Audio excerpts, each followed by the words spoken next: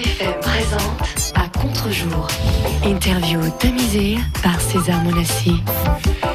Les cuisiniers disent nous sommes ce que nous mangeons. Les écrivains disent nous sommes ce que nous lisons. Les romantiques disent nous sommes ce que nous aimons. Et les grands couturiers disent nous sommes ce à quoi nous ressemblons. Chacun voit midi à sa porte, me direz-vous. Et justement, les grands couturiers envoient plein des choses dans leur tête. Ils font et défont la mode mondiale au gré de leur imagination, de leur univers d'étoffes, de soie, de couleurs et de chutes de hanches. Pour eux, le prêt-à-porter est ce que la boîte de conserve est au grand cuisinier, presque une insulte. Mon invité de ce matin fait partie de ces esthètes en quête perpétuelle de nouveautés vestimentaires. C'est un designer, couturier et créateur de mode originaire de Lausanne, à la renommée désormais internationale. Il vient s'exposer à contre-jour ce matin. J'ai le plaisir de recevoir en direct dans nos studios de Rhône FM, Giovanni Lopresti. 9h30, 10h à contre-jour. Giovanni Lopresti, bonjour. Hello César, comment ça va ? Très bien, très bien. On va commencer avec la biographie minute pour les quelques personnes qui ne vous connaîtraient pas. Alors bio-minute, donc j'ai 30 ans, et oui déjà 30 ans, donc de Lausanne originaire, mais italien à la base. Et puis donc designer maintenant international, j'habite Crissier, qu'est-ce que je peux dire d'autre encore ? Il vous reste 10 secondes, débrouillez-vous. Ok, alors j'ai 2 chats, j'aime les crunchy nuts, je me lève tôt le matin quand je peux, et puis j'aime sortir le soir avec mes amis, voilà. Très bien, alors on va commencer avec bien sûr les détails de votre carrière. Qu'est-ce que vous faites exactement dans la vie ? Alors donc je suis créateur de mode, quel grand poète avant vous avez été avec cette belle description. Donc je m'occupe d'habiller les gens, de les rendre beaux, de faire ressortir un peu leur aspect de personnalité le plus possible lorsque je travaille avec des privés. Sinon sur l'aspect plus créatif, donc je travaille sur mes propres collections que je crée et que j'expose un peu partout dans le monde lorsque la possibilité m'en est donnée, bien évidemment, et principalement en Suisse aussi, où j'ai mon atelier qui se trouve à Lausanne. À Lausanne, au cœur de Lausanne, donc vous faites du conseil en images, des expositions, des créations, des retouches. C'est un lieu de vie presque. Hein. Exactement, c'est un grand lieu de rencontre, j'ai envie de dire, parce que s'y rencontrent des photographes, designers. Moi en tant que styliste et d'autres collègues à moi, donc on a vraiment ce lieu de rencontre et aussi bien pour des particuliers que des entreprises. C'est un lieu d'échange et je suis très content de ce que j'ai mis en place avec l'aide de mes collègues et des gens qui me soutiennent. Un mot sur vos débuts pour aider à comprendre comment est-ce qu'on en arrive là aussi tôt, parce que vous avez tout juste 30 ans. Tout a commencé pour vous avec Thierry Mugler et le concours de créateur de mode à Lille. Exactement, donc oui, Thierry Mugler en 2004 déjà, mon Dieu, 2004 à Lille. J'ai eu la chance donc d'être sélectionné en tant que finaliste pour un concours européen, donc de représenter fièrement les couleurs de mon pays qui est la Suisse lors de ce concours à Lille, et puis repéré sur place par différents magazines français qui m'ont vraiment donné envie de continuer dans cette voie et de travailler d'arrache-pied, donc voilà.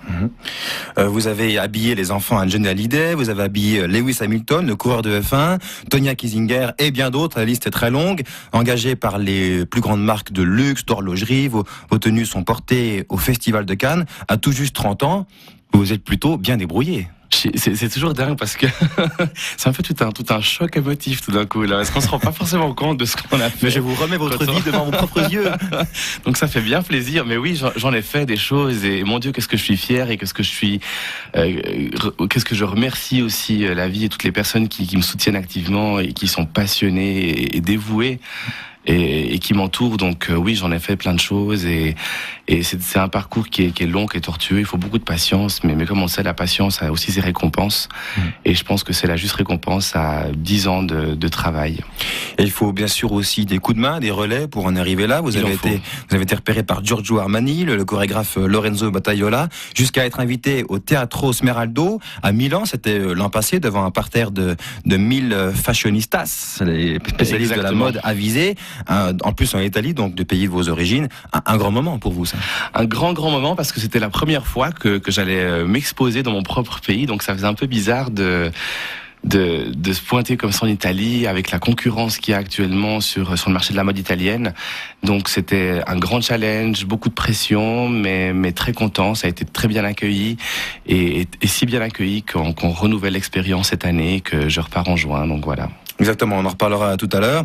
Et il faut dire que tout ça ne s'est pas fait par hasard. Comme vous disiez, la passion n'est pas forcément suffisante. Il faut pousser des portes, il faut créer parfois des contacts, pratiquer le réseautage, bien entendu. Et puis, racontez-nous cette histoire du sac vert à New York qui est peut-être à l'origine de votre carrière sur un fait divers. Racontez-nous ça. C'est assez spécial comme histoire. Donc, en fait, moi, je suis parti l'année passée pour la Fashion Week, au mois de septembre, en tant que spectateur. Donc, comme une personne tout à fait normale, on sait que c'est compliqué quand même de rentrer dans ces milieux qui sont assez privatifs. Et puis une fois sur place, lors d'un défilé, j'ai un photographe de presse qui s'approche de moi et puis qui me demande si par hasard j'étais l'homme mystérieux du Lincoln Center qui un jour avant avait fait sensation sur la place avec son sac vert, donc tout ça en anglais. Et moi, dans ma tête, en 30 secondes et demie, je me suis dit, mon Dieu, mais hier, j'étais pour Lincoln Center, je n'ai pas de sac vert. Bon. Et puis, je lui dis, bah oui, tout à fait, c'est moi, bien sûr. Et puis, le gars, of course, I remember you. Puis moi, je dis, oui, bien sûr, I remember you too. Et puis, de là, le gars s'est mis à hurler dans tous les sens que j'étais ici, que le gars au sac vert était là. J'ai eu quelque chose comme une trentaine de personnes qui ont débarqué avec leurs appareils photo et caméras, propulsés sur un tapis rouge. J'ai pris en photo dans tous les sens pour finir sur le page 6 du New York Post. Et puis rien, 2 jours après on me demandait d'abord qui j'étais, parce que les gens ne savaient pas qui j'étais, et puis qui voulaient savoir d'où je venais, qu'est-ce que je faisais. Et 2 jours plus tard, je me retrouvais en train de faire défiler ma collection à la Fashion Week de New York, au Waldorf Astoria. Puis oui, bon, forcément grâce à l'aide aussi de mon réseautage et puis des différents RP qui sont sur place et qui m'aident. Donc voilà, c'était une belle expérience. So incredible. Ça arrive qu'en Amérique, ça. Hein. C'est assez ricain comme truc. C'est New York, c'est state of mind, c'est la ville où tout est possible. Et en effet, je crois que c'est la preuve A plus B que tout est possible et puis que des fois, il faut juste, quand on comprend pas, tu dis oui, quoi. Voilà. Yes, honey.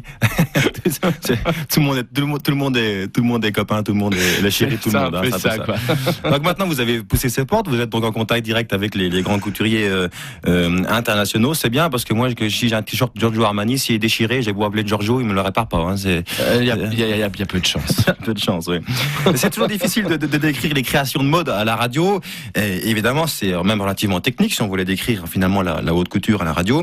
C'est assez impressionnant, ça jette, comme on en dit. Comment qualifieriez-vous votre travail et quelles sont vos spécialités ? Alors, mon travail.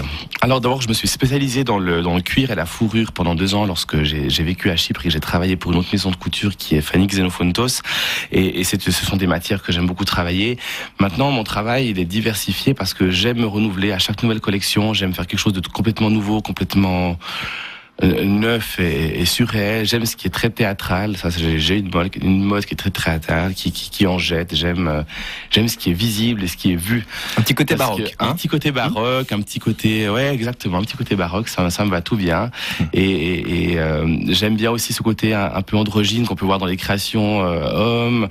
Enfin, j'aime vraiment différentes choses. Et au niveau des matières, je privilégie plutôt ce qui est matière naturelle, matière précieuse, la soie. Enfin, toutes ces matières qui ont de la valeur.